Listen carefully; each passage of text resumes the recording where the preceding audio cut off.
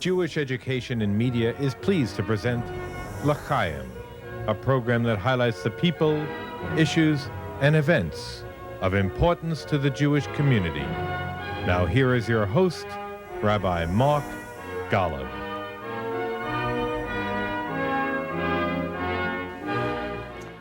I'm Mark Golub.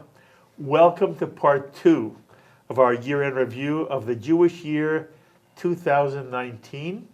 As I'm joined again by a wonderful panel of keen observers of Jewish life in all its many facets, who'll be helping us to bring some perspective to the events that shaped this past year and the people who made special contributions in it to Jewish life.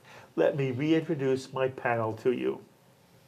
Thane Rosenbaum is the award-winning novelist and author who now serves as Distinguished University Professor at Touro College in New York. He's the founding director for the Forum on Law, Culture, and Society, and he's a columnist for JNS, the Jewish News Syndicate. Rabbi Eric Yoffie is president emeritus of the URJ, the Union for Reform Judaism, which he guided for some 16 years. Eric is now a columnist who appears in Haaretz, the Huffington Post, Jerusalem Post, and Eric is a frequent scholar in residence throughout the country, and you can read his opinion pieces at ericyoffie.com. Betty Ehrenberg is the executive director for the World Jewish Congress in North America, and she's the editor of the WJC's Iran Update.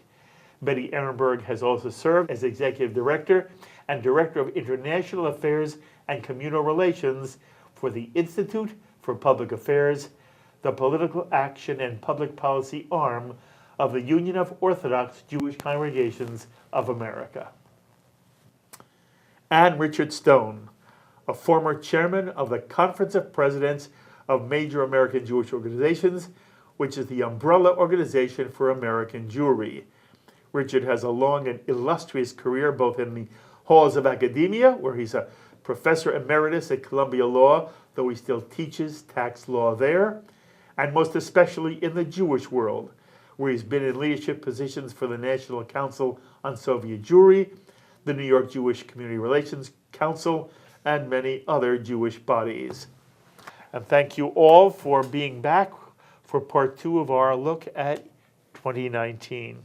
For those of us who were here for part 1, if our viewers were watching, I asked all of you to give me your sense for what the most important event or theme of the year was. And Thane, you began by talking about what seems to be a shift in the Democratic Party in terms of its commitment to Israel. And then Eric, you said, interestingly enough, that for you, the most significant event of 2019 was the indictment of Benjamin Netanyahu. We spoke a little bit in the open of last time's show, the chaos in the Israeli political system. But you didn't talk about the politics of it. What you talked about was the specific indictment of the man who has served as Israel's prime minister longer than anybody else. And you began to give us a little sense of that, but I want to begin there again. Specifically, what is it that makes that for you, the indictment of Benjamin Netanyahu, the singular most important event of 2019 in the Jewish community? Israel needs new leadership. There's a reason why you have term limits in many democratic governments. I think Mr. Netanyahu has been around too long. I think his vision at this point has been overcome by his personal problems and his difficulties with the law in particular. He is no longer at this critical moment, and it is a critical moment. Israel is still at war with its neighbors, faces problems with Iran. We have a problem of nationalism and populism, which is sweeping the democratic world, Western industrialized societies. We need a new face who is going to move Israel, through this era. Okay. And I don't think Mr. Netanyahu can do that. Okay. I'm saying an indictment makes a change possible. Which you don't think would happen without the indictment? Absent the indictment, given his virtually total control over the party that he has led, it's hard to imagine circumstances under which his term in office would have ended. So, Betty, we're asking you two things. Number one, do you feel that if Netanyahu is replaced, in and of itself, that is a significant event that makes it the most important event for 2019? And second, when you hear me say, this is for the Israeli people to decide, what's your sense of it? First of all, I think it's for the Israeli people to decide. That's number one. We don't vote in their elections, and in keeping with what I've said in the past about not putting our values or our vision of what should happen or our pressure or putting any pressure on Israel. It's they democratically elect their president. Yes, and to be fair, their prime minister. Derek, he never suggested otherwise. No, he didn't. Not at all. But what I'm saying is, to what extent do you think Eric's right? I don't think he's right. Because? I don't think he's right because, first of all, the political issues on the ground and the physical and the social issues that are prevailing in Israel now are all going to determine what's going to happen, and I think not very much has changed. Whether Netanyahu is there or not there, they still have to deal with the security situation. They still have to deal with the Hezbollah and the Hamas and the same recalcitrant Palestinian Authority. The economy and the startup nations sound very good, but they still have income inequality they're going to have to face and decide how they're going to tackle. And I think these problems, all the problems and all the advantages are going to remain in place with the new government, whoever the new government is, if there will be a new government. And I don't agree with Eric's assessment of this total control or cult of personality at all. I think that Israel was happy with him, and they were happy the way things were going, and so they decided to stick with what they felt was working. They also... and in the party, you see rifts within the party, and you see personalities, whether it's Gidi Sar or others, who you saw Naftali Bennett and Ayelet Shaked move away. There is not, I don't think there is a total control in the party. There hasn't been for quite a long time. I think we're going to see some changes, but you still have, and in terms of the personalities, even with the new parties' names and all of that, you have a lot of the same cast of characters in the play on both sides, on the right and on the left in Israel. Not much has changed in the big picture. No, I don't think this has been the major event of the year. Okay, I want our audience to understand something. Yes. And you watch this. Do you know Netanyahu? Personally? Yeah. I've only met him a few times, but I wouldn't say that. Okay. You've met him? I know him. I count him as a friend. Okay. I worked for him when he was ambassador to the UN. Okay. You know him? I've met him many times. That's what I mean. You have met him many times. And you, by the way, Eric's been a part of the President's Conference. You've been chairman of the President's Conference. You guys have a different position in the Jewish world. You come in contact with people, appropriately so, that most of us average Jews don't. You've had contact with Netanyahu? Yes. Okay. Betty has had daily contact with him in a different, Earlier. as working earlier. Before he was Prime I Minister. had pretty substantial contact with him during the time that I was chairman of the conference. So you, in essence, you and Eric have had contact with him, Betty too, as Prime Minister. So you bring a slightly different perspective than I might or that Thane might. Your response to Eric and Betty? I find it surprising that Eric would answer the question as to that the indictment of Netanyahu was the most important thing that happened.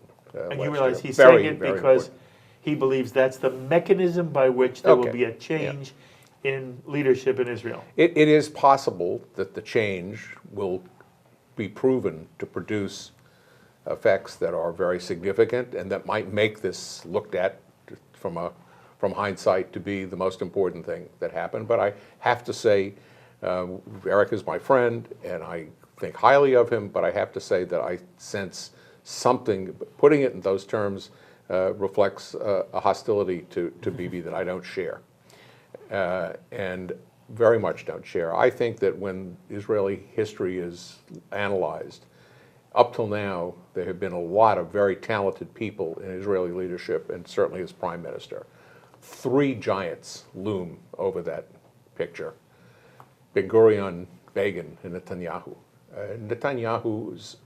It's always hard to see at the moment how grand someone's performance has been. But if you look at Israel's stature in the world with all the unfair lies and criticisms of Israel in the United Nations, if you look at the respect that countries one-on-one have for Israel, a lot of it has to do with the incredible, brilliant performance and presence of Bibi Netanyahu, in my opinion.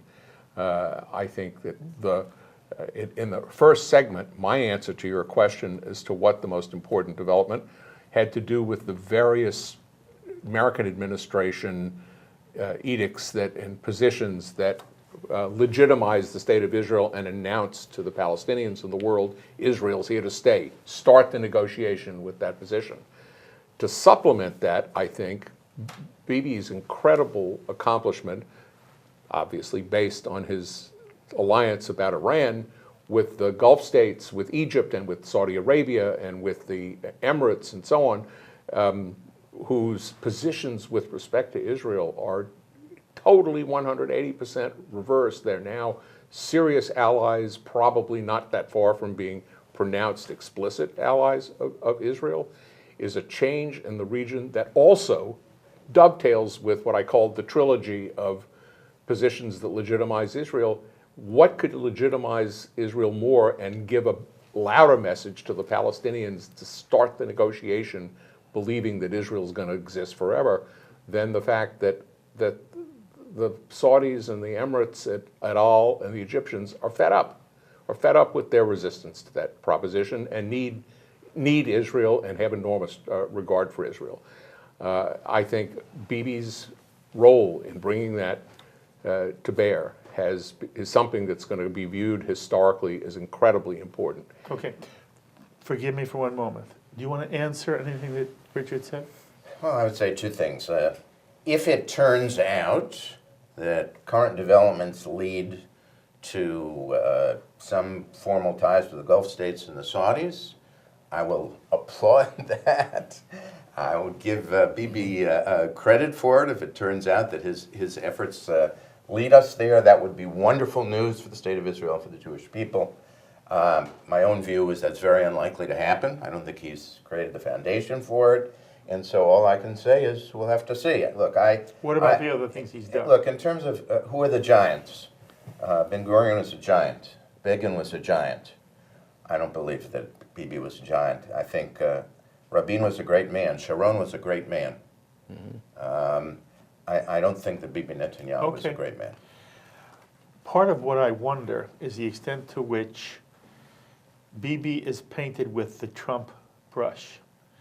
And that what I hear from Israelis all the time is, you know what, we don't like him, but there's nobody better and he's done a great job. Lately, I've heard for the first time, he's created an atmosphere in Israel that is destructive to the Jewish state in terms of people's attitude toward the Arab Israeli. I don't know enough to know whether there's any truth to that or whether this is a function of Jews on the left who just no different than American Jews here on the left hate Trump, whether they just, anything that they don't like, they will blame on Bibi. And I have not personally experienced in my contact with Israelis any change in their attitude towards Arab Israelis, Palestinian Israelis, or Palestinians in general. But I'm wondering whether, so what they say to me is, yeah, we don't like him, we don't like him, we don't like him, but there's nobody better, and he's done a good job. And now I know that people feel, this is true in general leadership, after a certain time, it's time to leave. So it may be that that's where Israel is. Israel has to make the decision, not American Jews. But I'm wondering if, when you look at this, and just speak for a moment, do you think in any way it's a Trump shadow that now hangs over Bibi in the way American Jews who tend to be liberal look at Israel and Netanyahu? I think slightly, in part because the things that are said about Trump, a kind of authoritarian presence and a kind of flirtation with authoritarian leaders, the Israelis, to some degree, see Netanyahu in that way. And they see his relationship with Putin, right? It's not just Trump, with Putin and Trump. And they say, well, you know, these guys are cut from the same cloth. So it's possible that that's part of the thinking.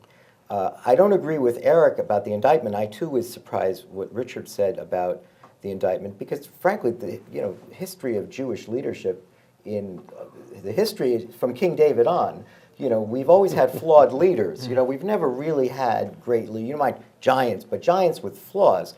So yes, I took much more seriously the last series of allegations when the Netanyahus renovated their home in Caesarea with apparently public funds, and then there was this slush fund for ice cream. I mean, things that just seemed crazy. Do you remember that? There was overspending on ice cream. So I think the Israelis are aware of the Netanyahus and sort of how they maneuver. So that I think the Israelis are fed up with the ultra-Orthodox. I think that Netanyahu has been punished for things that he couldn't control, which is that this ongoing debate about who gets to pray at the Kotel, who gets to be called a Jew, there is a lot of frustration within Israel about the power, the political power disproportionate to their numbers that the ultra-Orthodox have, because they are natural coalition partners with Bibi Netanyahu.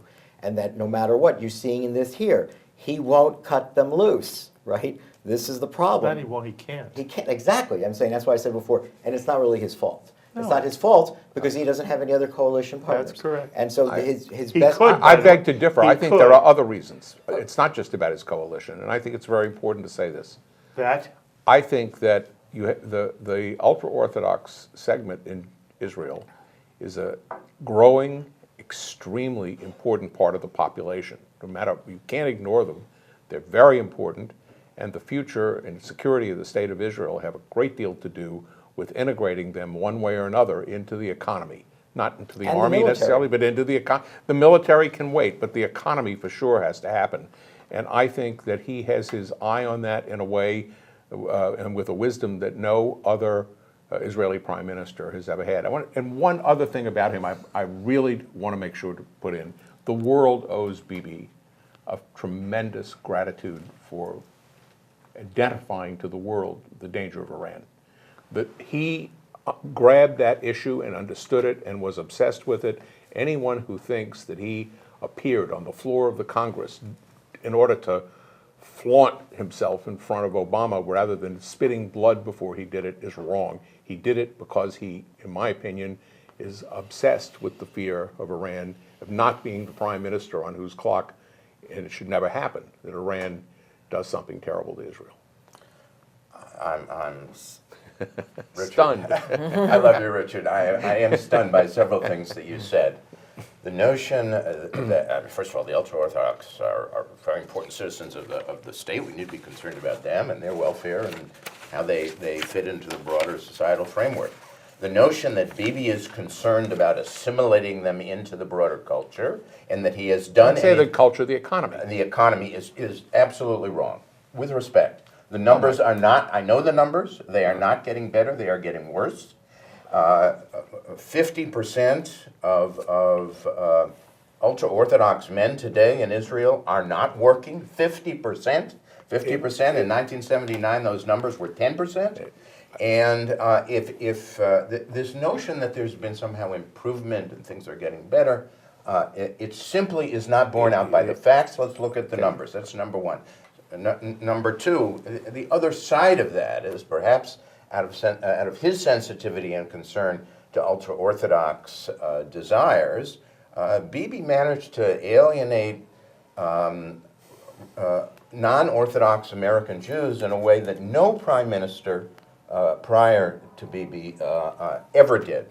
Now, there's always a certain basic concern. Yes, we make our own decisions and so on, but we are the state of the Jewish people, and we will do things in such a way so that we'll be as inclusive as we can to, develop those ties and those connections. Bibi did the opposite to the Western Wall. We don't have to discuss that, again, the specifics. The point of the matter was that walking away from that agreement was a slap in the face to millions of Jews here. It was unnecessary. It was not, the political circumstances did not require it. And finally, I'd like to mention what Mark said. Look at the last 3 elections. Shameless, unforgivable incitement against the Arab citizens of Israel. Shameless.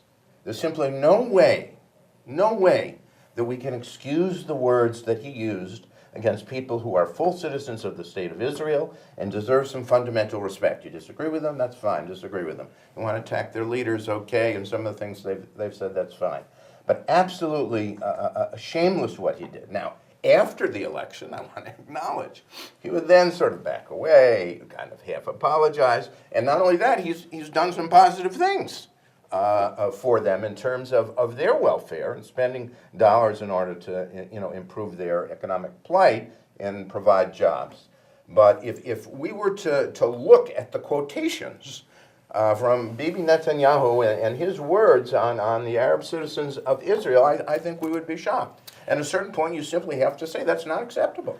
I want to say I disagree very much with when Richard said integrating the ultra-Orthodox into the economy. That's there's another part. You left out 50% of the population. You talked about the men.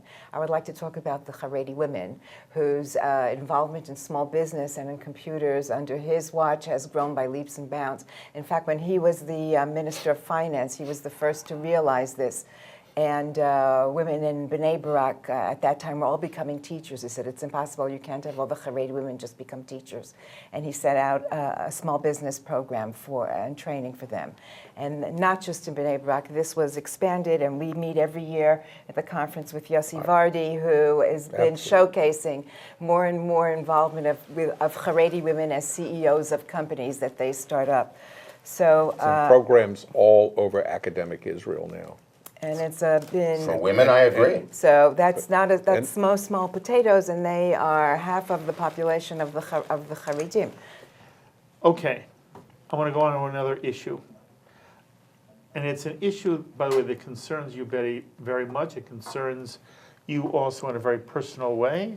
I'm sure it concerns Eric and Richard as well. It has to do with the broad categories of anti-Semitism. And it was very interesting to me that none of the 4 of you used that word as you described whatever you thought was the most significant event or theme of 2019 Jewishly. And I don't know that we would have done that a year ago or 2 years ago. And I don't know if it's because we've gotten used to it, that it's no longer the thing. But it's not just that Poway happened, and I've been saying all along, although it's horrific when anybody kills another Jew, especially, I shouldn't say especially in a synagogue, there's something dramatic about that. The reality is this has been happening all the time. The 2 shootings we've had in the last year, the one in Pittsburgh and the one in Poway, these are not new. You and everybody at this table has lived through shootings in Jewish centers and in synagogues and in black churches and in gay bars and in at rock concerts, but even for Jews. We've had other shootings, and the only reason more people didn't die was by chance. It could have been just as bloody. So it's not that, oh my goodness, this is the first time we have shootings in synagogues. But there is a feeling today that anti-Semitism in general is more prevalent, not simply throughout Europe, where it is breathtakingly horrific, but here in the United States. And the anti-Semitism seems to be coming from everywhere, although for me, and again, I'm happy to hear anybody tell me where I'm off base, I am more worried about anti-Semitism from the left than I am from the right. And for me, the anti-Semitism that I see is part of a larger pattern, and that's what I want you to speak to. The pattern I see is an attempt by people now, especially on the left, to do what we railed against on the left when it was done to us in the 50s and the 60s, through the McCarthy period, which was an attempt to shut down our free speech. And it's done under the guise of hate speech. If people don't like what you say, they brand it hate speech. And as I grew up, the commitment to the First Amendment from a Jewish perspective was a guarantee for my freedom as a Jew. And now it seems to me that Jews are being denied free speech, especially if they're on the right. So Ben Shapiro, a columnist who does a fabulous show. You don't agree with him, you don't agree with him. He's one of the most intelligent people at the moment on the American scene as a commentator. His YouTube videos are thrown off the YouTube. Dennis Prager, who is a complicated and somewhat controversial figure, but he's on the right. He's very pro-Israel. He's pro-basic moral values, but he's on the right. His videos get thrown off. I mentioned the fact that my video got thrown off only because people believe because it had the word Zionist. And for me, the ultimate symbol of how it upsets me, and this is what I want you to speak to, is that within the Jewish community, it's one thing if American society does this, but Jews start doing this to other Jews. So Alan Dershowitz, who is as liberal a guy as we've had in our lifetime, who's been a defender of civil liberties, as strong as any American Jew, any American in this experiment of American democracy. Alan Dershowitz is denied the right to participate this year at the 92nd Street Y, where he's spoken every single year, and he has a new book out about how he's spent a lifetime defending the state of Israel, and he wanted to go speak about that at the 92nd Street Y, and he's told he can't come. And is it because he's involved with Jeffrey Epstein? And even that, nothing's been proven that he's been guilty of anything at all, and he indicates he has proof to the contrary. The Y would say to him, you can't speak here. And I asked you to comment by saying this to you. You sat on this panel a number of times in the last course of a year, especially after Charlottesville. And you said to me, Mark, the worst thing that can happen for the Jewish people is a mob. Mobs are real bad for Jews, you said. And I said to myself, Thane is right. He just was identifying the wrong mob. There is a mob mentality right now in America, and there's a mob mentality inside our Jewish community. And it's a mob mentality that says, if we don't like what you say, you can't say it. And for me, first of all, as somebody who's doing a Jewish television channel where I want all four of you, and I want, you watch JBS, you're going to see Mort Klein, you're going to see Peter Beinart. For me to hear that Alan Dershowitz can't speak, for some of the things that have been done to you because of what you've written, is very frightening to me, Thane. And for me, it is a major theme of 2019. It may be the most important theme to me of 2019. Well, it's interesting that you remind me of those moments that I was on the show, because you know what? I was wrong. I think I was wrong. At the time, I thought, look, I live in university life, and it's horrendous, and I can speak briefly about how bad that's been. But, so far, leftists aren't taking guns into synagogues and killing people. That's what I was saying. And then I said, look, Jews have never done well when there are mobs, and the mob I was thinking of was the Charlottesville mob. I know. And so I think I was wrong in underestimating. I said, look, my life is miserable, but that doesn't mean it's going to be in the mainstream. I started off in part one saying, I think we've hit the mainstream. That was the point, saying the Democratic Party has been infected with this, what I would call progressive virus, and I'm not sure it's going to be welcoming for Jews as we move forward. We're living in times where we simply call you beyond the pale.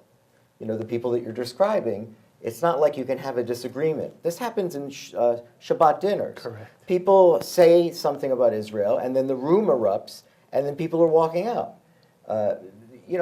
Eric and I have been doing this for years. We actually like each other. It may not appear to be this way, but we have this thing. We do. You should see what we're at lunch. We're hugging each other the whole time.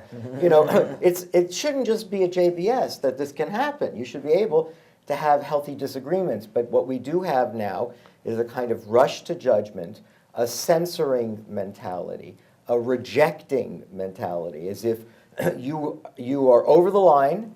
And it speaks to a lack of moral virtue because of the position that you've taken.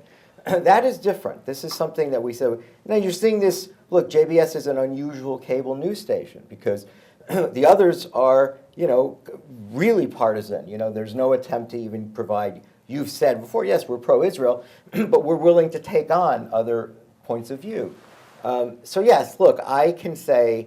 That my experiences in the university life, and you're right, how that gets manifested is that Jewish self-determination, Zionism, is being portrayed as racism. Yes. And that's why, by the way, the State Department has adopted the new definition of anti-Semitism that was embraced by 31 countries, part of what was called the International Holocaust Remembrance Alliance. So 31 countries have agreed on a definition of anti-Semitism. You know what one of the prongs is? It's very important.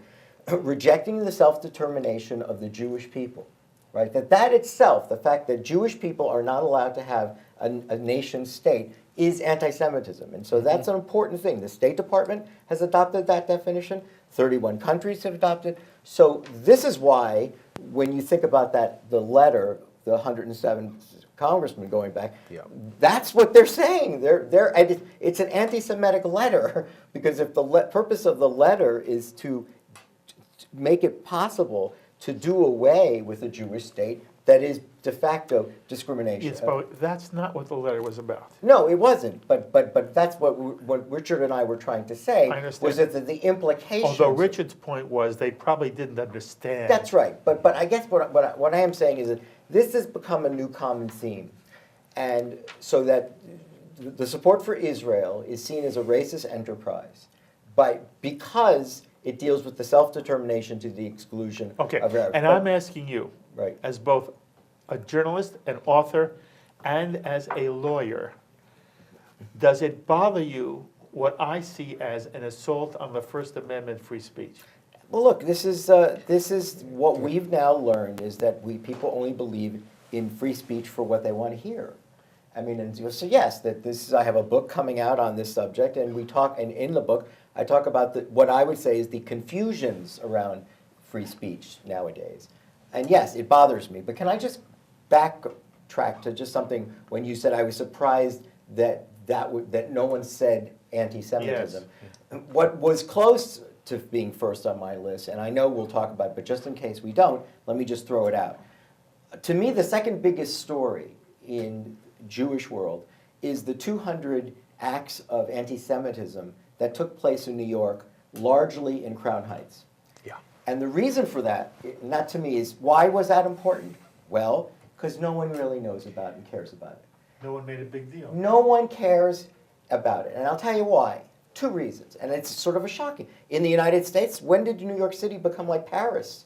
Right? That all of a sudden people are worried about walking around. You're seeing video of Orthodox Jews in Crown Heights being beaten up and posted on YouTube, posted on Facebook. And one of the reasons for that silence is, and it speaks to this lack of free speech. no one wanted to acknowledge the fact that it was African Americans committing those crimes. I just said it. That's one reason. I just said it on television. You know, I can't believe it was That's just one reason, said. but another reason is that people Nobody are cared not about as the religion. sensitive to Orthodox Yeah, Jews these aren't really as Jews they are to that other people. Yes, we're not interested in their protection. If this was happening on West End Avenue, on Upper Broadway, you know, if it was happening in a less or a Hasidic neighborhood, we would have paid more attention to it. And with the progressive mayor of New York City, you simply could not say, you couldn't even, you remember the mayor of New York City, looking at the videos, the only thing he wanted us to know is that this is Trump's fault. Trump has created the divisiveness. Right. This has nothing to Right. do with, what he should have been saying is, I'm married to an African-American woman. My children are biracial. This is terrible. And I need to be, as the mayor, I got to go down there. I got to find out what the hell's going on. And it was so disgraceful. I just want to make sure, thank God he's no longer running for president. If you're thinking of voting for mayor, I'm giving you another reason not to vote for him. His silence to Jews being attacked in Crown Heights is vulgar, it's irresponsible, it's not statesmanship in any way. And the reason for it, it's very similar, as a point I said before. The reason why it's easy to attack Israel is because it's a white colonialist enterprise. And the reason why you're not allowed to call attention to Palestinian violence is because in an intersectional universe, you don't criticize brown-skinned people. And I hate to say it, we saw this in Crown Heights. We could not call attention to the fact that these hate crimes were committed by African Americans against Jews. I agree with Thane. I think the problem is that, and Richard, there is less caring in the community about what happens to ultra-Orthodox Jews. And I was in Crown Heights 2 weeks ago. They had a meeting with the new police chief, new police commissioner, Dermot Shea. And the whole community turned out. It was interesting, it happened at the same time there were 5,000 Lubavitcher Shlichim next door who had come in for their convention.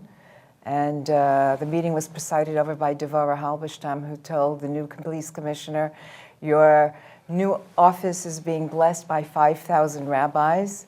But I think the idea was to make him understand just how up in arms the community is, that almost everyone who spoke at the presentation invoked the debacle in Crown Heights that happened under Mayor Dinkins' administration in the 90s.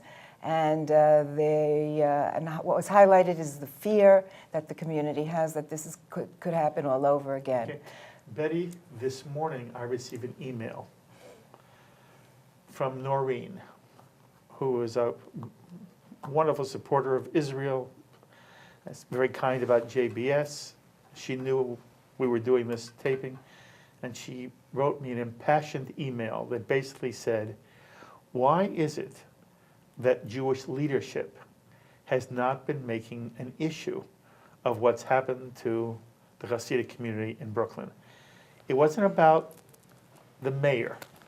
It was about a feeling that the Jewish leadership has let us down by not saying more. Is she right? Well, I think there are organizations that don't say enough, and there are organizations that do say more.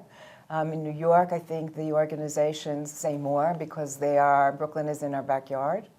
I think there are other organizations that perhaps don't feel the same affinity with the Hasidic community. That shouldn't matter. It does matter. I don't know why it matters, but it does. I think there is still, we live in our own realities, and the Jewish community has unfortunately has been living in silos for quite a long time. And this, if you ask me, some of the anti-Semitism is really a symptom of the divide in the Jewish community, and the fact that even, we're complaining that the world isn't listening to us. I think we don't listen to each other. We're not even listening to each other. And we don't understand each other. And this is a huge problem. And there is a reason, therefore, that we're not I think the Jewish people were born tribes. The Jewish people were born pluralistic in any event. And the Jewish people have a lesson to teach the world and how people of different stripes have to get along. But I think there is a visceral reaction when we don't do that, and we don't live up to that ideal, and we don't live up to that goal. And we're not living up to that goal right now. Is it because of Donald Trump? No, it is because of us. It is because of those Jews. It is because of those Jews. It is because of those Jews. And we are the ones pointing fingers at each other and those Jews. And this is what creates weakness in the Jewish people. It creates disrespect for the Jewish people, and it makes us feel lonely, and it makes us feel helpless and powerless. And I think that's why we are so frightened by what's happening. Richard, I want you to talk to the two issues that I raised. Number one, are you upset about the assault on free speech?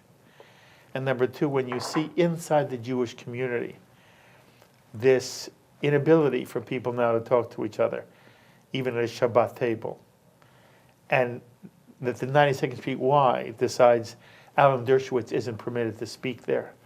What's it say to you? And do you feel it is, as significant as I feel it is, a theme of 2019? Absolutely. I just have to say to start, though, Mark, you asked the question, you started this round in the conversation after having asked us what we thought the most significant development was, with some slightly chastising surprise that no one mentioned anti-Semitism, because we were all given one topic. Yeah, I didn't mean to And chastise. it reminds me very much of my grandmother, Alea HaSholem, who was probably the greatest provider of food, the greatest cook that I've ever known, who would put out the world's best chopped liver and the world's best potato pancakes. If you reached for a potato pancake, she said, "What's the matter? You don't like the chopped liver?" Free speech. It was someone said earlier, you said, when you started, anti-Semitism, you're very upset that from the left, which you think may be the most serious. I agree with that, but that's not an important conclusion at the moment. From the right, from white supremacists, and you didn't mention, but of course you were thinking of Islamic anti-Semitism as well. Clearly all three have grown and prospered, and in 2019 may be the most dramatic year for that. Hard to know where it's going, but it may be the most dramatic year for that, at least in our part of the world. Yeah, I want to mention But- that it's interesting. For many people, Islamic fundamentalism is protected by the left. Yeah, absolutely, including some of the Jewish left. If I'm undecided as to which is the greatest source of anti-Semitism, the left, the right, or the Islamic fundamentalist category, I'm not at all ambivalent about what the greatest source of suppressing free speech is. It's the left suppressing the free speech that does not agree with their notions of politically correct categorizations, one of which is, as Thane points out, that dark-skinned people are protected and the Jews are not white imperialists, and Jews are not vulnerable. The incredible notion that the world's most vulnerable population historically, including very recently, in my lifetime and yours, most vulnerable population on the planet, but now are fat cats and don't need protection and are part of the oppressive group. That's very, very disturbing. And the Dershowitz incident is, you're right, it's just it's unbelievable that he can't be on the stage at the 92nd Street Y, and I totally agree with you that Jeffrey Epstein is nothing but an excuse for that, because Dershowitz no one knows whether there's anything to any of that. He vigorously denies it, and he has a clean record. And the really tough thing is we've dealt with anti-Semitism outside the Jewish community. We've dealt with it from every single group, but now we're starting to almost be dealing with it and defending ourselves with respect to Jews.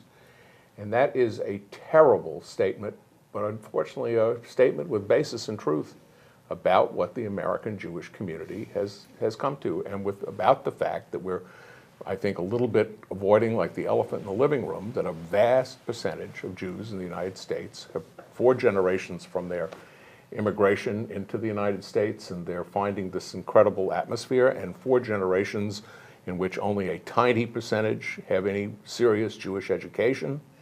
We're at a point where Jews are blended into the political views and the point of view of the most liberal academic, the New York Times and the liberal academies, and that is maybe our biggest problem as a Jewish community.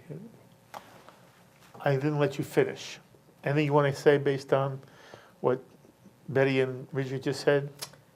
Most Jews, if they're not JBS watchers, have no idea what we're talking about. I mean, they really don't. Most Jews have no... They don't care. They don't know, they don't care. That's, to me, it's the anti-Semitism within, right in front of them that they can't see. That they not only can't see, but they participate in. What do I mean by that? Well, it's very fashionable to be Jewish and to bash Israel. Trust me, I know, because I've been unfashionable. My life in universities until I moved to Truro was largely miserable. Richard, thank God for him, apparently did not experience that, but it's been miserable. On the other hand, I've written more widely about these subjects, and Definitely. my guess is Richard was more discreet in the faculty lounge. Not deliberately, just too Yeah, lazy but- to write. Right, I mean, my positions, and I've appeared on your show enough times that, you know, people the next day were saying, I heard what you said on Mark Golub's show. And I said, you know, what did I say? Well, you support Israel and you're critical of the Palestinians. You can't be critical of the Palestinians. The Palestinians are a suffering people. They're part of the intersexual environment that we need to protect. And what Richard said, I wanted to add, he said, well, you know, even that Jews are privileged white people that have no connection to historical persecution. There's a really great anecdote about this that I think comes out of Oberlin College, and I might have said it on this show, where a professor dismissed the Holocaust because she said, even if it's true, it's nothing but white on white crime. Think about that. White on white crime. That doesn't count. The only crime that counts is crime against dark-skinned people. And that's what I'm talking about with Crown Heights. That you can't point this out because they're white people and they're dark-skinned people. But I think that plays into what's going on in campus, and I would be remiss if I didn't push this in here. What's going on in campus vis-a-vis anti-Zionism and anti-Semitism that affects our kids is really a crime. And that is really outrageous. For the first time, I am now getting requests from parents asking me, where can I send my kid to college where they won't be harassed by the BDSers? This is really a new phenomenon. It is really very scary. And I say that because I think our kids are vulnerable. They don't know how to defend themselves on campus. They try valiantly, which is really wonderful. But every morning in my inbox, there is something else, another incident. And just in the past 2 weeks, York and McGill and University of Toronto and universities in California, universities in New England, every morning there's another incident. And the Jewish student is being bashed back and forth, and I think we are, with a plethora of Jewish organizations that are active on campus trying to help our kids, we're having a very hard time. Eric, do you have a different take? Do you agree with a lot of this? What? I have a somewhat different take. First of all, let's state what I think is obvious, and what I've certainly said many times before. Anti-Semitism never disappears from the human heart. And that's been the experience of our people for 3,000 years, and it will be the experience of our people forever. We haven't said too much about Europe. We don't have time here to deal with that. What's happening in Europe is just, I mean, that is, the situation in America is much more complicated, and in my view, the reality is most American Jews, including those on campus, feel comfortable and don't feel threatened. I am reluctant simply to dismiss that as somehow they're ignorant of their own situation. I want to suggest that I think that's a fact. I think that there's some evidence for that, which is not to say, by the way, that I don't take anti-Semitism seriously. Yeah, of course. I do take it seriously. The key for dealing with anti-Semitism, in my view, is the issue that touches me more than any other is the fact that when those on the right talk about anti-Semitism on the left and vice versa, the only way to deal with anti-Semitism is with passion, with diligence, with focus, wherever it comes from, for whatever reason, period. And I don't think we do that. And I want to suggest we can't give a pass to people on the right. I don't believe Trump is an anti-Semite. I've said that. He's done good things for Israel. He's done good things for the Jews. He's also made anti-Semitic comments that would normally be perceived as anti-Semitic. And in addition to that, he hasn't emphatically and explicitly condemned extremists in cases where he really has to if we're going to fight anti-Semitism. And I admit, it bothers me that we haven't heard more of that around this table. That is a part of the picture. I'm not suggesting anything more than that. It's a part of the picture. It's got to be fought everywhere. But in addition, I mean, look, it's very complicated. When we're talking about anti-Semitism, we're talking about all kinds of things. There's the white nationalism kind. That we've mentioned this. There's the jihadism. There's intersectionality. There's the anti-Zionism / anti-Semitism thing. There's the New York City phenomenon, which is deeply troubling and you know, in my view, complex. In other words, I don't completely understand it on many levels. So we put all that together, and what do we have? I'm not sure exactly what we have, but I certainly endorse the view that we need to fight it with passion wherever it appears. Well said. Okay. As we're meeting, there was a decision by the Trump administration to reclassify what it means to be a Jew. That instead of it being instead of a Jew being a member of a religion, a Jew is a member of an ethnicity or nationality. The thinking behind this was that there are certain laws in certain titles that have to do with when you can or cannot sanction institutions that receive public funding for acts of some kind of racism. Religions are not protected under that title, but ethnicities and nationalities are. And what Trump was saying was that by making this change of definition, the government could pressure universities that were permitting anti-Semitism on campus. They could pressure them by withholding federal funding. It was an attempt, from Trump's perspective, of protecting Jews. I am asking you quickly, number one, do you think it was a wise decision? And how do you feel about the fact that the President of the United States is saying, I recognize that to be Jewish is not a member of a religion, but that you're part of a people and a community and a family, which, from my perspective, is what the Jewish tradition has always said.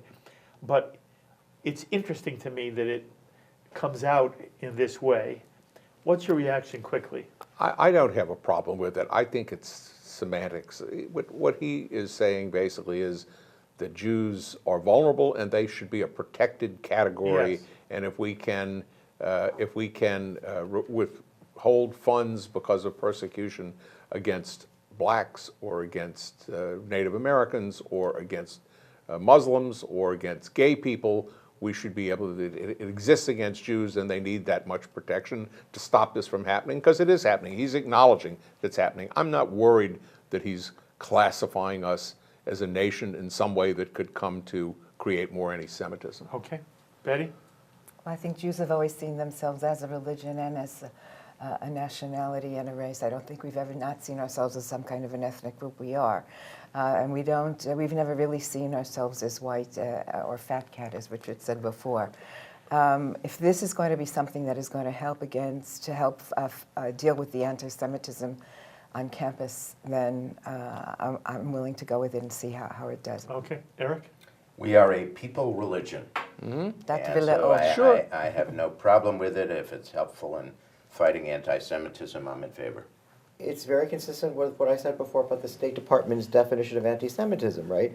Attacking the self-determination of Jews to have a nation state is a sign of anti-Semitism. The reason this is important is because on campuses, in particular, the hostility to Jews is focused as anti-Zionism. And so this kind of provision says, well, yeah, but anti-Zionism is anti-Semitism, and it could ultimately result in the denial of funding. By the way, this started even earlier. Yeah. This is an important thing to note. Not long ago, University of North Carolina and Duke are affiliated. This is true all over the country. Middle East departments, if you're a student, if you're a kid who's in college and he's trying to take or she's trying to take a course on the Middle East departments around the country are infected with anti-Israel and completely, they just tell a Muslim story, and it's only good, and there's nothing else, and Zionism, of course, is evil.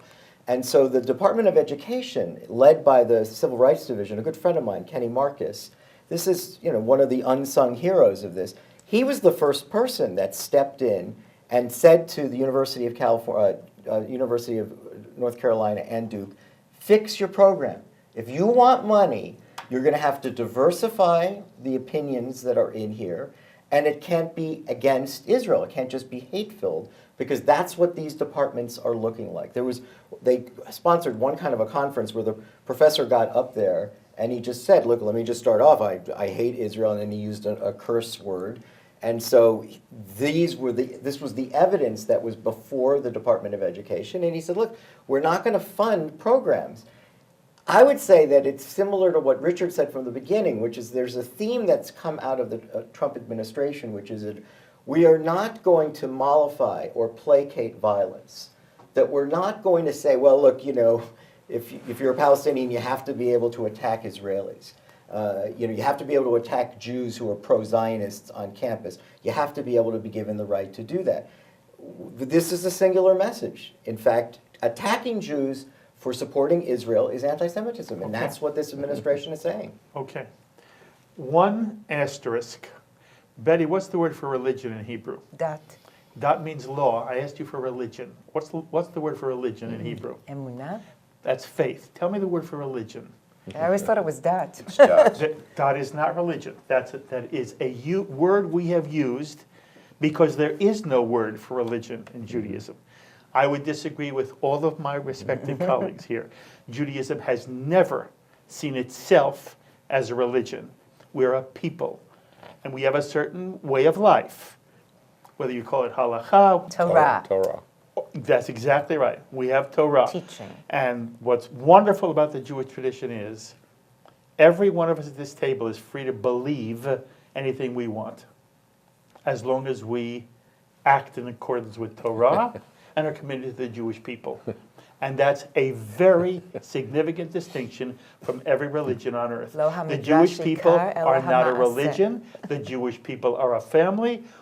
We are centered around Torah. But good for any Jew who understands, because of Donald Trump, that to be a Jew is not to be a member of a religion. And there are Jews who think that they're a religion and therefore feel they have no relationship to the state of Israel. That they don't understand their bond with Ethiopian Jews or with Russian Jews. The real matter is we are one family with people who live all over the world. We're not a religion, and I will point out to anybody there is no word for religion in Hebrew. That was a footnote. Okay, think about now, Person of the person of the year. Rabbi- Richard Stone, who is your person of the year? If we're talking from a Jewish and American perspective, there are two people of the year. Time magazine never restricted its person of the year, which is where we get this wonderful rubric from, to people who were necessarily the most beloved people of the year, though some might love them. But the two people are Bibi and Trump. They're the people of the year. They've dominated the news in Israel and in the United States the way I don't ever remember any personalities in either place dominating the news and affecting the conversation and being as central to the discourse. Betty, Person of the Year. Rabbi Yisrael Goldstein of Poway, who addressed the United Nations on anti-Semitism and told them how it's bad for the whole world and the society of humankind, and who said the way to fix it is through chesed. And he said the word chesed and told them what chesed means. It means? It means kindness. By the way, we should mention, Rabbi Goldstein was wounded in the hand Yes. in the Poway attack, To him. and his life was saved by a member of his congregation who Lost left in his. front of this crazed murderer. So, but it was quite a speech he gave at the United Nations. It's interesting. I hadn't thought of him. It's an interesting choice. Eric, Person of the Year. Using the Time magazine criterion, somebody who's made a difference whether you like him or not, I'm going to go with Avigdor Lieberman. Interesting. It was Lieberman who stood up to the pressure that has been applied to every politician in a comparable position over the course of the last decade and said, the government needs to change, and I'm going to make it change, and I'm going to forego all the benefits that might come to me, and I'm going to point Israel in a new direction. And so despite my disagreements with Mr. Lieberman on a whole range of issues, I think he deserves tremendous credit for standing up to that pressure and bringing about this change in this new direction. And people should understand, it was Lieberman's decision not to join a coalition, Right. which, number one, blocked the way of Netanyahu to become prime minister again, and in some way blocked Gantz from becoming prime minister. That's true. And he did it after the first election, then he did it again after the second election. Both times he had opportunities and many rewards that were offered, and he chose to turn them down. And again, whatever my disagreements, I give him credit for that. I think he's changed Jewish history in the state of Israel as a result. Okay. How do you feel about Richard picking Donald Trump? Do you understand it from his perspective? I understand it from his perspective, and to some extent I agree with him. In other words, in terms of impact on the world, I think there's a strong case to be made for Trump. Somebody who does not admire the man, the impact that he has had on our country and on the world, not to mention every aspect of the Jewish people is beyond calculation. Do you agree with Eric? Yeah, I don't admire the man either. I am very pleased about some of the things he's done with respect to Israel, and he certainly has dominated conversation in the United States the way no president or any other person for an entire year, 2 years, 3 years ever has before. And you agree that there are certain things he's done which you think has been good for the state of Israel and the Jewish people? There are certain things. I do not believe on balance that history will show that the Jewish people have benefited from his term in office. You know, there was a debate at the 92nd Street Y, which we've talked about already. We've talked about it in my mind in a sort of disparaging way. I want to give them credit as well. They have some fabulous programming, and JBS is the television home of the 92nd Street Y. And there were all kinds of events there that have been shown here that I'm very proud to show. And there was an event like the 96th Street Y where Danny Gordis, who wrote a new book, which you are writing about on your own website. I had an article in Haaretz. Haaretz. And Not a complimentary article. no, not at all. Danny Gordis writes a book, and he's on stage with a moderator, Abby Pogrebin, who is now with the Bloomberg campaign, and with Thomas Friedman of the New York Times. And in this conversation, Thomas Friedman says, if a Jew thinks that Trump has been good for Israel, in essence, Friedman's position is, that Jew is out of his mind. Does Friedman speak for you? I think I wouldn't have put it in those terms, but I think He says Trump is going to turn on Israel on a dime. You worry Trump's going to turn on Israel on a dime? I think Trump has no moral core. And I think for Israel to be dependent on a president without a moral core is exceedingly dangerous. You worry that Trump's going to turn on Israel on a dime? No, not that he's going to turn on Israel on a dime. I sometimes worry that in a corner he could change his direction about Iran, for example, or I was upset about his abandoning the Kurds and about his withdrawing briefly from Syria. Seems to be coming back. Those kinds of things worry me. I believe that Trump thinks pro-Israel and is not likely to turn. He's got too many people around him, and he's too invested in it. I do want to say something very quickly. Dan, you're talking about Daniel Gordis's book, and I want to repeat. Yes, we should mention what that book is. That is a book about the problems between the American and Israeli Jewish communities and the growing separation that may not be solvable, et cetera, et cetera. And he does emphasize correctly the lack of education for American Jews as a core part of the division. He did this at a program at the President's Conference. When the book came out, he came and discussed it and led a panel on that topic. And I had the privilege to make the last comment about it. And I said that I had been, in my 40 or so years, maybe 60, I don't even remember how many in Jewish communal life, that I had been in many programs that were entitled the same, in which the issues seemed to be the same, but that in fact, this conversation, I said, was 100% different than it would have been 40 years ago. Because 40 years ago, the conversation about the relationship between the American Jewish community and the Israel Jewish community was a conversation essentially about the survival of Israel. And today it's a conversation about the survival of American Jewry. Fascinating. By the way, in a sentence, what was your criticism of the book? He talks about American Jews' concern on settlements and on issues of religious freedom. And in my view, he ultimately dismisses both of those concerns as being essentially irrelevant.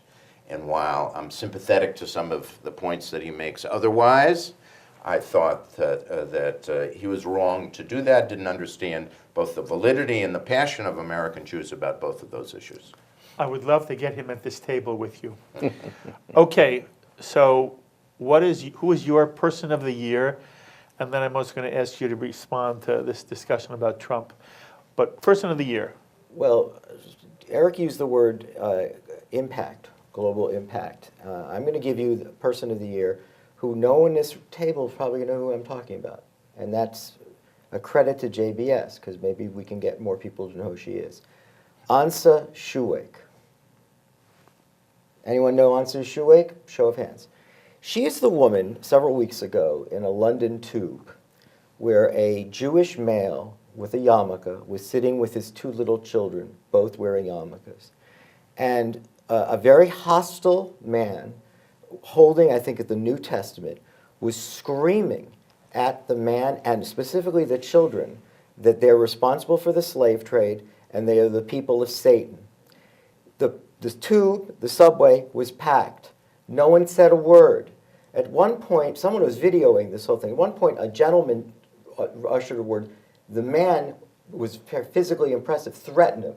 So then everyone panicked, and he went about, again, berating and frightening. And the father, you could see the humiliation and the concern.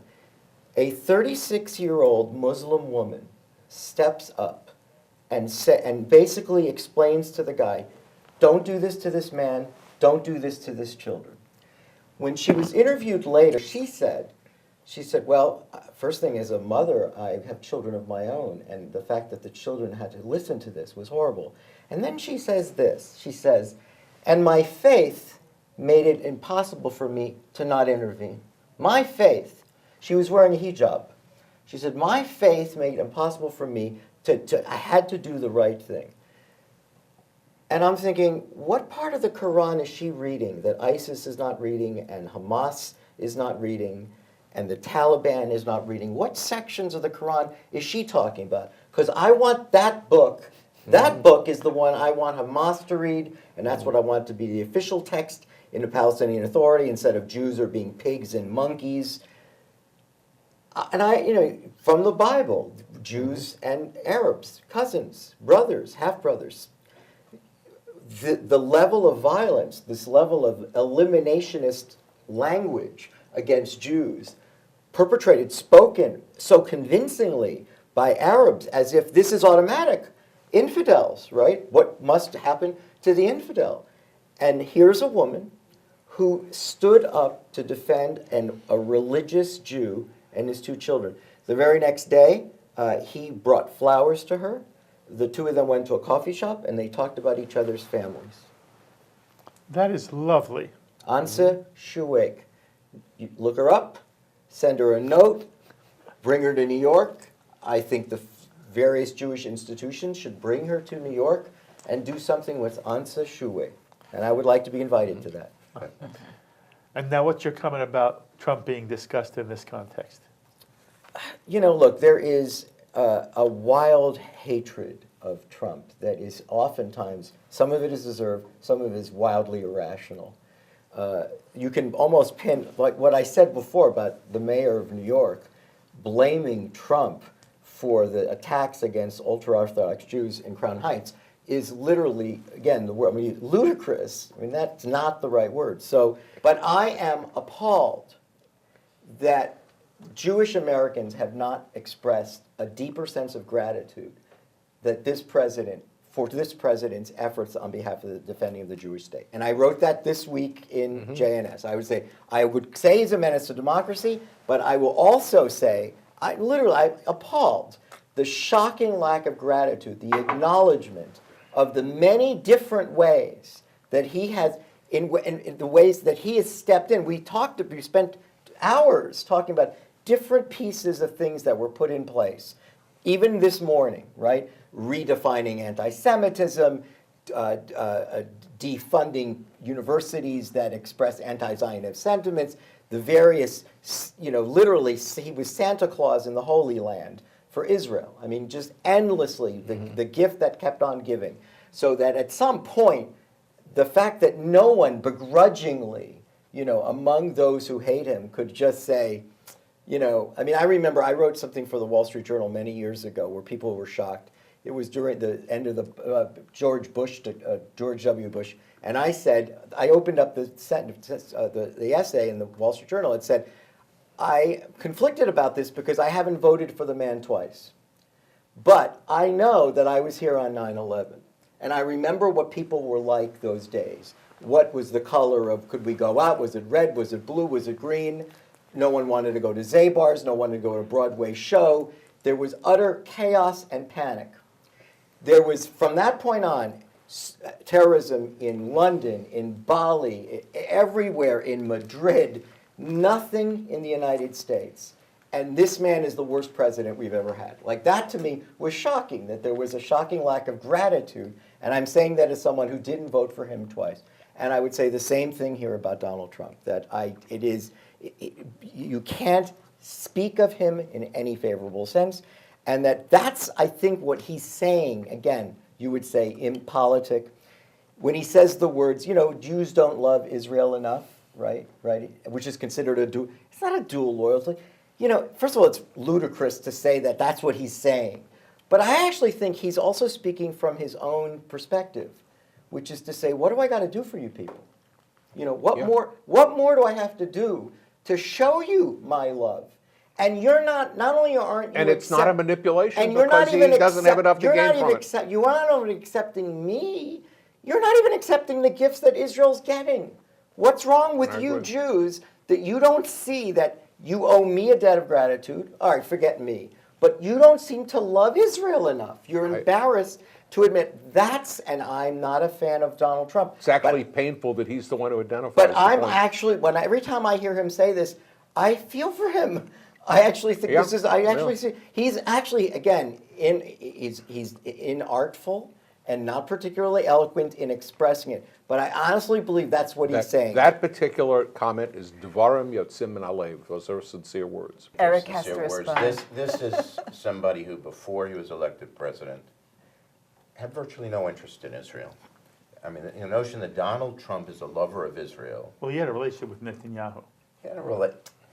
He did not have an ongoing relationship with the Jewish No, state. but- He did not travel to the Jewish state. He was a New York real estate man who had multiple opportunities to be engaged in ways that others were. And the truth of the matter is, Israel was absolutely on the fringes of his concern. Yeah, but- Go back and look at his record. So this notion that He was on But their his son-in-law, side. his daughter, Min Halev, his son-in-law, his daughter, Yes. David Friedman, Right. Jason Greenblatt was the most. the people who worked for him. He was a real estate but, man in New but he York. What's appointed that? them to those jobs, and they were the most, in my opinion, very sophisticated Yeah. observers of the scene. And you know, After he before you're- became president, of course, he had there were a whole That's true. list for of. every president. Of course. Every Of president. course, and evangelicals are a critical part of his constituency, and that impacts what he does, and that's fine. Yes. I'm simply saying the notion that to see him as a great lover of Israel is problematic for me. I think the language of that speech, as I've said, was problematic for me. And, I mean, look, we've had the discussion, we won't have it again. If you look at the Iran issue as I look at it, I look at that and say I'm deeply concerned Okay. about broader issues of security in a way that others are not. I mean, I appreciate that. But we'll see who's right. I hope you're right and I'm wrong. Okay. I want to give you my Person of the year? person of the year. First of all, I think the way you said it is exactly right, although I don't think Netanyahu is in Trump's league. Just not in Trump's league. No. In terms of the impact In Israel, on it was. in Israel, yes. But in terms of the Jewish life, certainly in terms of Jewish America. But in terms of in terms of Jewish life in a broader sense, I agree with you, and I agree in the description that Eric gave, although he then went with a different person. I think there's no question in the world that the most influential person this year in the Jewish community was Donald Trump. And for all the reasons that you gave, and that you gave, for all the good he's done, and Eric, it's so interesting because I know how much you revile his presidency. You're still able to say there's certain things that you recognize he's done that's good for Israel. You just don't know if they're going to be lasting, which I also respect and understand. I agree with that. But for me, I hope that the next president doesn't come in as a Democrat who feels that every executive order that Donald Trump signed should now be reversed. And we're now in you talk about, by the way, a threat to American democracy. The way the prior administration used the executive order has undermined democracy. And ultimately, a president comes in now and by executive order does this, that, and the other thing, and the next guy can come in and turn it upside down. But I think what Trump has done for the Jewish world and the state of Israel is as powerful as I've seen any president do, perhaps since Harry Truman in 1948. That does not mean that he has not also done. This has nothing to do with whether, as you said, I think he should be president or not. But he is president, and he has, for whatever reasons, done things that have been wonderful for the state of Israel and the Jewish people. But for me, it's not a person this year. For me, what I think dominated and dominates 2019 is something you all spoke about very wonderfully. It's very troubling, but you spoke about it wonderfully. The divisiveness in the Jewish community. The fact that, and I believe it is Donald Trump, or better said, Trump is used as the excuse for why people do not talk to each other, why people say that the other person is immoral. It's not that I disagree with you. The fact that you would have that position makes you morally inferior to me. And I don't want to be around you. And Right. It is something that I never thought I'd see in the Jewish community. There is the Jewish notion, Evlu ve'elu divrei Elohim chayim, that both your position and this position says God are the words of the living God. And the reason the Talmud says this is, who knows if in future generations the other guy might not be right. And you live with the tension of differing positions. Totally. We've lost that. And there are people who I love and respect who are irrational, and who, if you say to them, here's a logical line of thought, and if it doesn't fit the goal, the means no longer have to be righteous. If the ends are righteous, the means can be thrown out the window. Right. That was not how all of us were raised. It's not what it means to be a Jew. It's certainly what it means to be a liberal.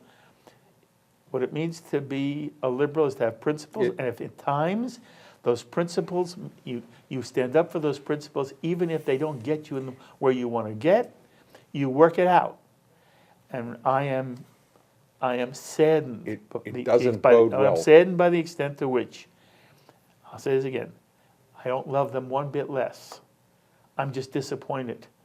And I wish there was something I could say that would make them understand that while I agree with their values and I agree with where they want to be, you don't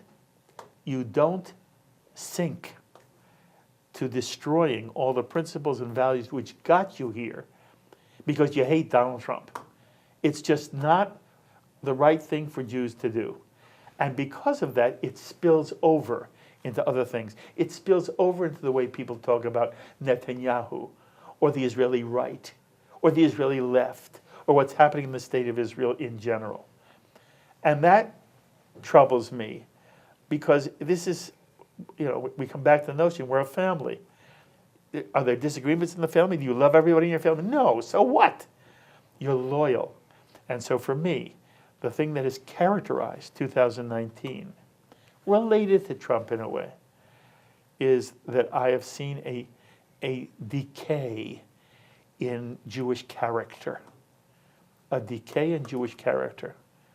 And I still believe in the Jewish people, and I still believe in people in general, but I believe in the Jewish people. I believe that this can be turned around, but I believe people like you and you and you and you and I have to say this without fear and without trepidation, that we must say to anybody who has allowed that decay to sink in, it's not Jewishly appropriate, it's not humanly appropriate, and it will not stand. So for me, that's my thing of the year. Doesn't bode well for consensus organizations, does it? For consensus organizations. No, and at the moment there's very little consensus. Yeah. Or for voluntary communities in general. Yes. We need to take to heart what you said and wish you a happy 2020. I wish it to you too. All of you are, it's so easy to say it. Each one of you know me outside this studio. I mean it from the bottom of my heart. I love you. I learn from you. I have the highest regard for you. I believe what you do in the Jewish world is Yotzei min haklal. And you represent the finest of what we want our Jewish leadership to be. And I only wish you were in a position even more responsible than you are. And you, my dear friend, you've been together for a lifetime. You and I have stood together. And we do not agree all the time. That's so what? I think you're a man of enormous principle. And I love your heart. And you have a wonderful mind. And I love your passion. And you led the reform movement in directions which no one was doing. Eric Yoffie made a difference on a global Jewish scale when you had those 16 years and you did courageous, scary things. And even today, you speak out in the most courageous way. And I love it that you let me bring you in a panel where you're, in some instances, a lone voice and you don't mind. And I just think the most highly of you. And look, you're my brother. And I have you always at my side here. And what you stand for, what you write, how you think, the eloquence of Thane Rosenbaum is a gift to the Jewish world and to America. And if there are times that institutions in America or publications in America don't get it, then F them. You just continue to be you. You are a treasure to the Jewish people and to America, my Thank you, friend. Mark. I thank all of you, and I will look forward to the next time. And the sessions we've had together make me think there are issues that the five of you, us, or the four of you, and with having the privilege to sit in this seat, we should do more of. And so in the year to come, I will chase you in the extent to which you have the time. Come and share your thoughts with us.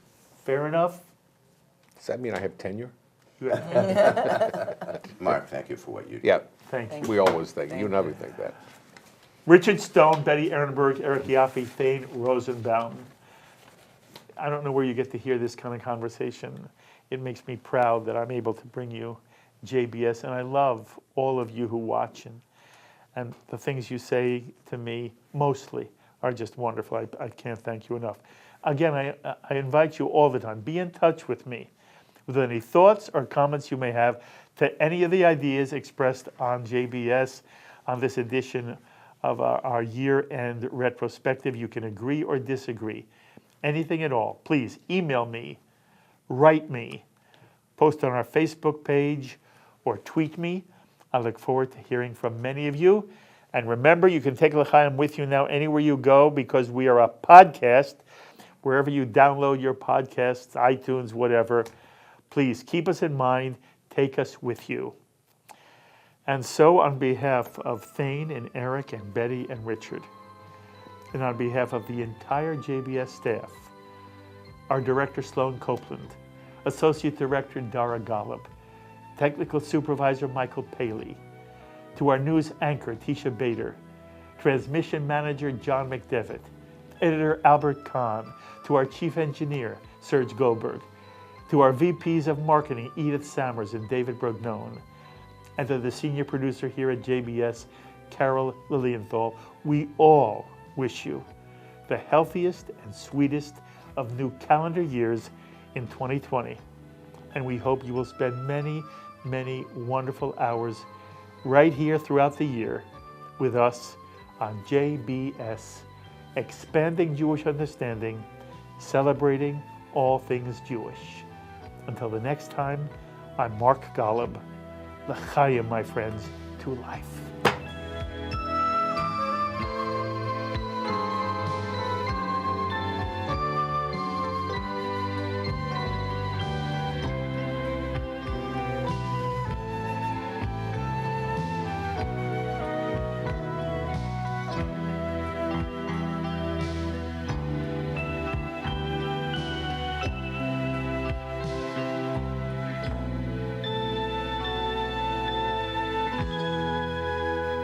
L'chaim is a presentation of Jewish education in media. We would be pleased to send a complimentary DVD of this program to anyone who wishes to support JBS with a tax-deductible gift of $36, double chai or more. And we're especially pleased to remind you that thanks to a generous matching gift from the Cayley family, every new or increased dollar you donate to JBS will be worth double to JBS. Simply visit the JBS website at jbstv.org and click on the Donate button to make a donation by PayPal or your credit card. And please indicate the program for which you would like a DVD. Or you can send your tax-deductible check to JBS, P.O. Box 180, Riverdale Station, Bronx, New York, 10471. And again, please remember to indicate which program you would like to receive with our compliments. And we thank you for your kind support.